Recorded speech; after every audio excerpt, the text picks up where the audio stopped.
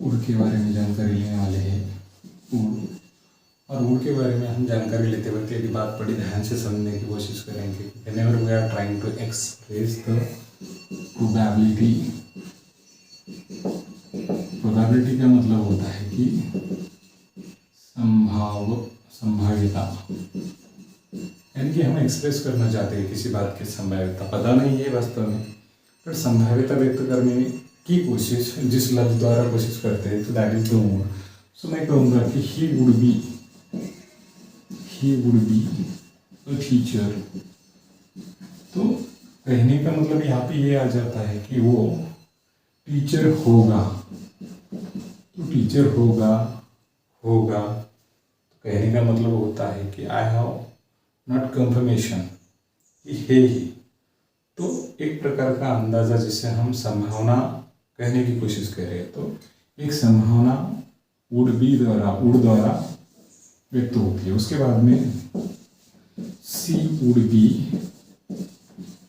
His wife, she would be his wife, तो वो उसकी पत्नी होगी,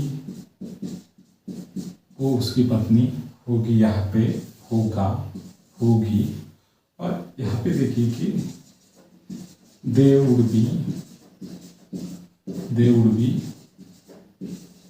प्लेयर्स, कि वो क्या होंगे, प्लेयर्स होंगे। Actually we don't have a confirm knowledge और actual accurate knowledge about it, but just I am trying to express the probability with the help of a would. So जब भी आप संभावना व्यक्त करना चाहते हो तो would का इस्तेमाल कर सकते हो। उसके बाद में he would be an engineer। तो कंफर्म पता नहीं है, जस्ट वर्तमान में उसे देखने के बाद मैं एक प्रकार की संभावना व्यक्त कर रहा हूँ कि he would be an engineer, वो इंजीनियर हो सकता है। तो इसी प्रकार से आप ढेर सारे लफ्ज इस्तेमाल कर सकते हो। जैसे मैं बोल रहा हूँ कि सी वुड बी हिज वाइफ, कि वो उसकी पत्नी हो सकती है। He would be her husband, कि वो उसका पति हो सकता है। ऐसे ढेर सारी प्रोबेबिलिटी वुड के द्वारा व्यक्त कर सकते हैं। अगर मैं ये बोलूँ कि दे वुड बी